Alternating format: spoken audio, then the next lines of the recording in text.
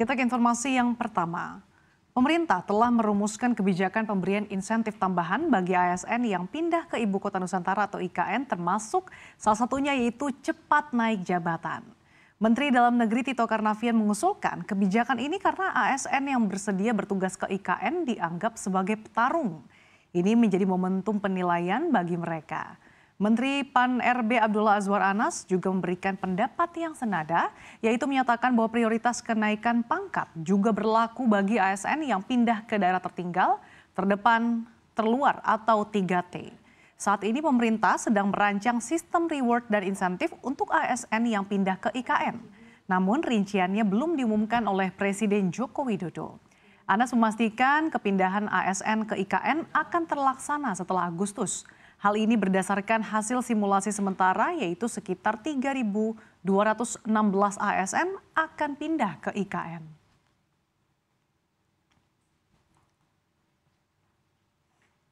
Kita bergeser ke informasi berikutnya. Presiden Joko Widodo resmi memberikan tugas baru kepada ex-kepala otorita IKN, Bambang Susantono.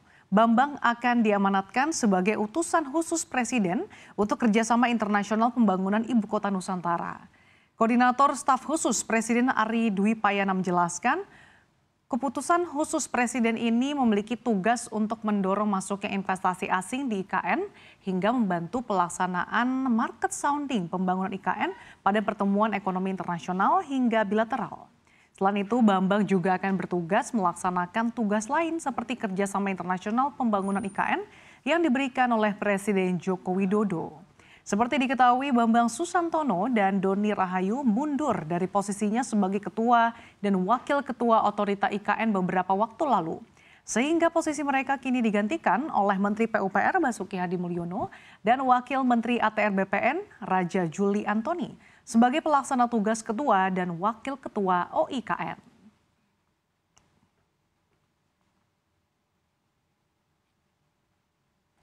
Informasi berikutnya. Mandiri Spending Index atau MSI menunjukkan bahwa peningkatan minat belanja barang elektronik. Meskipun saat ini tabungan masyarakat untuk konsumsi menipis, ternyata proporsi belanja kebutuhan sehari-hari menurun dari 26,1% pada Maret menjadi 24,7% pada Mei 2024. Meski demikian, ternyata belanja elektronik malah naik konsisten sejak Desember 2023 dari 6,3% menjadi 8,7% pada Mei 2024. Ini mencapai level tertinggi. Lonjakan penjualan elektronik didorong oleh banyaknya promo dan perubahan pola konsumsi. Laporan MSI juga menunjukkan kelompok bawah dan menengah mulai menguras tabungan untuk konsumsi sejak kuartal 4 2023. Fenomena ini kemungkinan terjadi karena inflasi barang-barang konsumsi yang melebihi kenaikan penghasilan.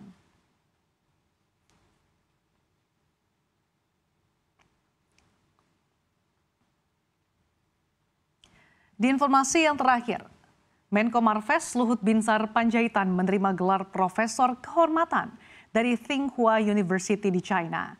Tsinghua University merupakan kampus tertua di China yang maju dalam pengembangan sains dan teknologi. Luhut bercerita di saat Tsinghua University memberikan kabar akan menganugerahkan gelar honorary professor kepada dirinya, ia pun langsung meminta izin sekaligus melapor kepada Presiden Joko Widodo. Luhut mengungkapkan Tsinghua University memberikan gelar tersebut karena Luhut dinilai berkontribusi atas terjalinnya hubungan persahabatan yang begitu erat antara Indonesia dan China. Menko Marves mengaku telah beberapa kali mendapatkan tawaran sekaligus penghargaan seperti ini dari beberapa universitas, namun dirinya selalu menolak.